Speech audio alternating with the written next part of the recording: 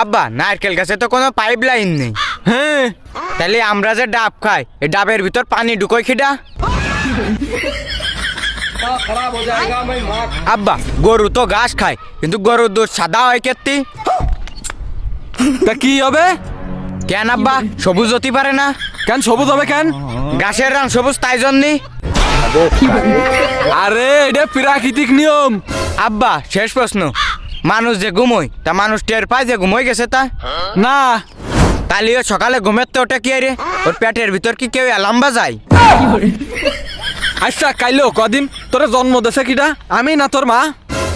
এইটাই তো পয়েন্ট আব্বা। আমি যদি তোমার চা ভালোই তাহলে তোমার চা আমার মতো এক গাঁট বেশি বুদ্ধি কেন? যে তুমি আমার এই 8টা প্রশ্নের উত্তর দিতে পারলে না। শোন কাইলো, তোর এইসব প্রশ্নের উত্তর আমার এই জুতোর তলায় আছে, নিবি? আব্বা জুতোর মায়ের খালি কি বুদ্ধি বাড়ে? তা একটু বাড়ে। এই জন্যই তো তোমার চা আমার মাথা একটু বেশি বুদ্ধি। দাঁড়া, তোর আর একটু বুদ্ধি বাড়ানোর লাইন করতেছি।